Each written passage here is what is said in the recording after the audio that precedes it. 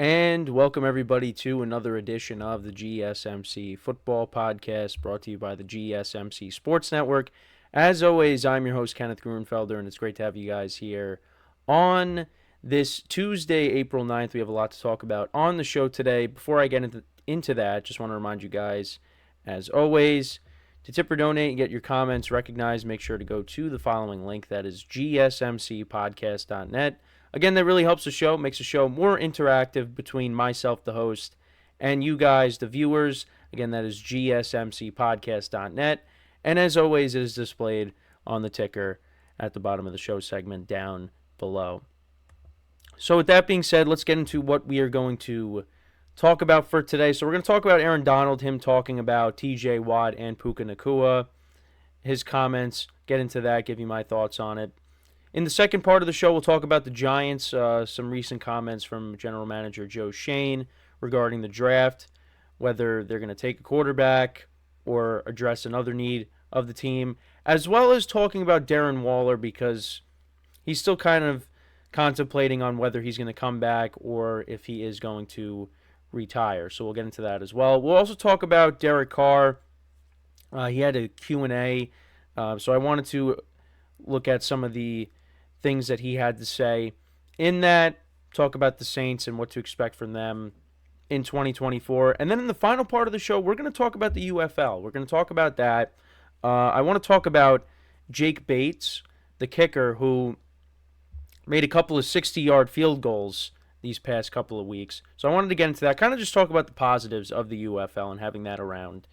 So, yeah, I know I said we were going to do a UFL segment. Well, that's going to be towards the end of the show as that continues. I think we're going into week 3 of that now. But I did want to talk about Bates because, like I said, he's been making some headlines. So we'll get into that in the final part of the show. But let's get into the first topic, which is discussing Aaron Donald talking about two studs in T.JWatt and Puka Nacua. So I want to get into first T.JWatt, what he had to say about him. So obviously Aaron Donald is now retired. He's been making appearances on podcasts. So I believe this is where he was making the comments on both of these players. But he talked about T.JWatt, talked about how T.JWatt, to him, is the best defensive player in the NFL at this current moment. And if you remember yesterday, we did talk about Micah Parsons and how you put him, Myles Garrett, T.JWatt. You kind of look at those three guys as the top three, arguably, in the NFL when it comes to being the best defensive player. He praised Watt's consistent performance, mentioning his high sack numbers, interceptions, and touchdowns. And yeah, T.JWatt has had some touchdowns. You know, we saw him have a touchdown, well, in week 2 against the Browns, but also, you know, I know I've mentioned this on the show, the playoff game against the Chiefs where you thought, hey, the Steelers are up 7-0, good for them, and then things kind of fell apart after that. But he also acknowledged other defensive players like Micah Parsons and Myles Garrett, like I said, but emphasized Watt's dominance. Watt led the NFL in sacks in 2023 for the third time in 4 seasons and tied his career-high tackles. He's been a Defensive Player of the Year finalist 4 times and won the award once in 2021. And Aaron Donald did say that he believes that Watt was snubbed for Defensive Player of the Year in some seasons and deserved more recognition. And many people would say last year now, Myles Garrett winning that award in 2023, many people felt that T.JWatt should have won it, but that was not the case. So that's why Donald feels that way. Also, with T.JWatt's contract, he has 2 years remaining on his current contract with the Steelers and will aim for another Defensive Player of the Year caliber season. And listen, when you're getting praise from Aaron Donald, that's when you know you're doing things right. I mean, Aaron Donald, now that he's retired, I mean, you still put him up there as one of the best defensive players in the league, but now he is retired, so you got T.JWatt and Parsons and Garrett, like I mentioned. And T.JWatt also, the other thing, is his impact on the Steelers, because when he's not playing, the Steelers are a completely different team. And I've said this a couple times, well, more than a couple times on the show, that he's the quarterback of the defense. And when he's not playing, like I said, the Steelers are a completely different team. Now, I wanted to look at some of the quotes of Donald, what he had to say. So this is some of the stuff he said. This was on Chris Long's podcast, Green Light with Chris Long. If you want to say that next guy, that defensive player, I would say right now it's T.JWatt. Interceptions every year, touchdowns, his stats are ridiculous every year. I feel like he's that guy to me. From the time I first saw T.JWatt to the last year, he's consistently been dominating in this league. Just a lot of respect for him, and I think he's that guy. And yeah, he has been a defensive player of the year, finals 4 times, like I said. Won the award once in 2021 after tying the all-time single-season sacks record with 22.5, and that was Michael Strahan's record. And yeah, I mean, he's really been a game wrecker since he's come into the league. And you know, the Steelers, they're looking to finally get off of the schneid and win a playoff game finally, because it's been a long time. And can they do that? We'll have to see. They made some changes this offseason at the quarterback position. So I'm expecting them to at least be somewhat better. But again, you're playing in a loaded division, so but as long as T.J.Watt stays healthy, that defense, you know, is going to make an impact. The defense could score points themselves. I mean, like I said, you know, what Aaron Donald was talking about with T.J.Watt scoring touchdowns, getting interceptions. He does it all. Gets to the quarterback.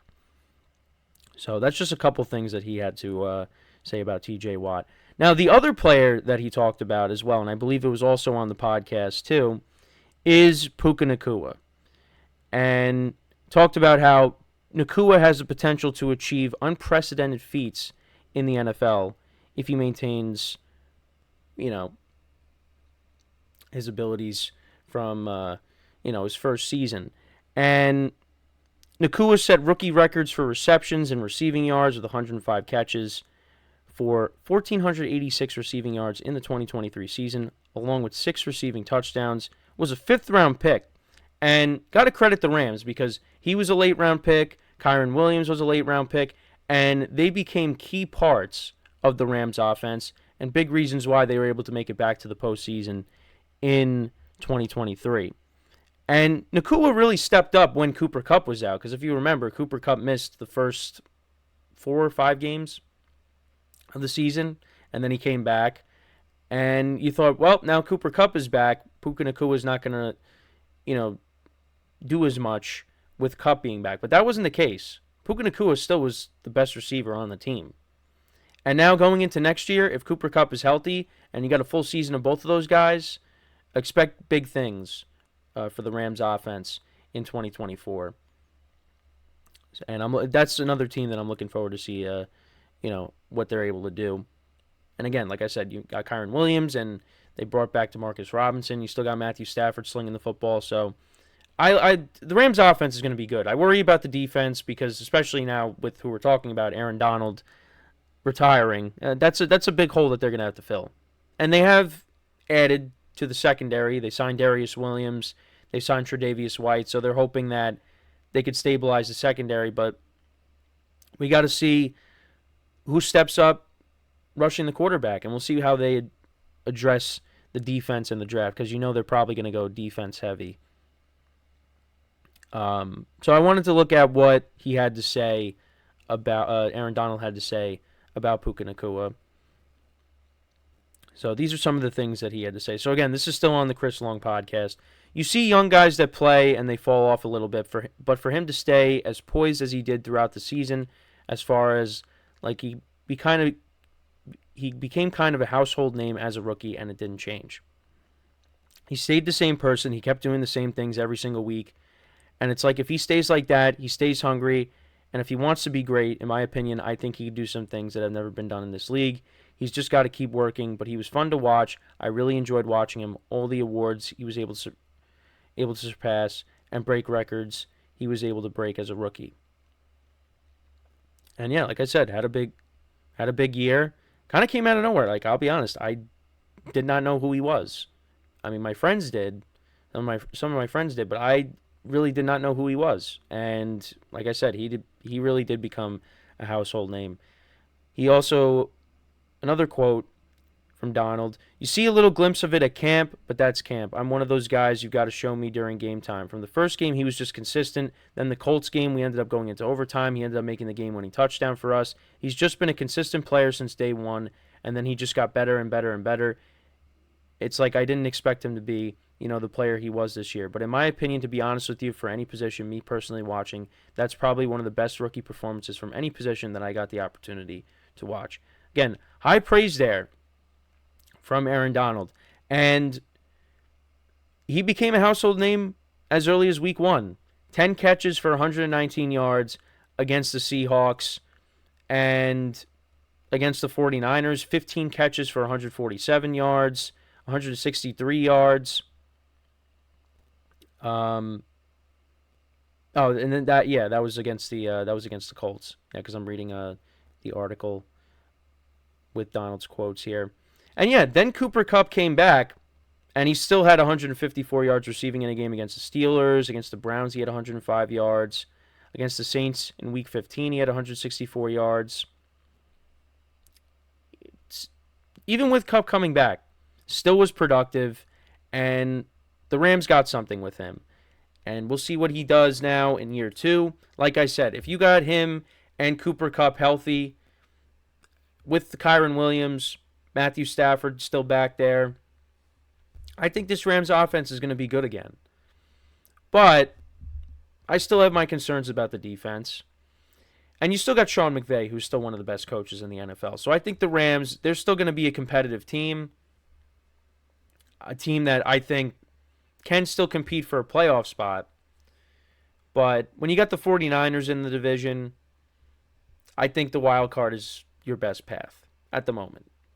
So that's how I see it. But Aaron Donald praising these two guys, T.JWatt, who was a household name for a while. Puka Nacua has become a household name.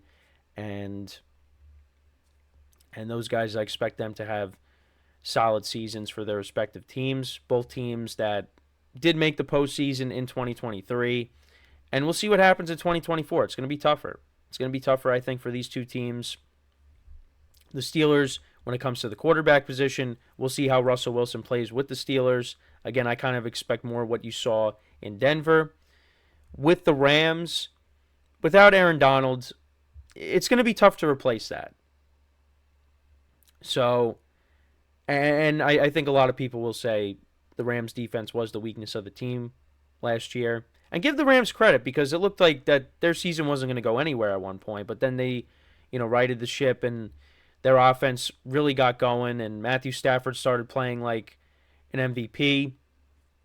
And Kyren Williams came back from injury, and they really looked like a different team. So I'm curious to see how they're going to be. Again, I expect them to be a competitive team. It's just I worry about the defense. But again, we got the draft, so we'll see what they do to address the defense there. And then on top of that, with the Steelers, we'll see how they address it as well. I expect them to add a playmaker in the draft. Rams, I think the defense is going to be something that they are going to address with more than just one pick in this upcoming draft, which I think most people would agree with that. So just have to keep an eye on it, but high praise from Aaron Donald. Like I said, if you're getting praise from Aaron Donald, you're doing something right. And these two guys right here, TJ Watt, Puka Nacua, are doing that.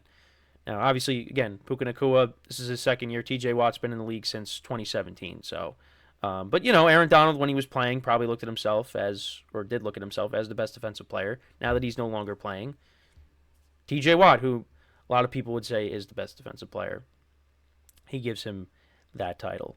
So, but let me know what you guys think about what Aaron Donald had to say. And with that, we are going to take our first break of the show. When we come back, we're going to talk about the New York Giants. We'll talk about their draft strategy, some comments that Joe Schoen had about the draft and what the Giants could do. I know we've talked about this on the shows previously. And we'll also talk about Darren Waller and his decision on whether he's going to come back or is he going to retire. So that's what we will get into when we come back. A couple of Giants topics. So with that being said, stick around, and we'll be right back here on the GSMC Football Podcast.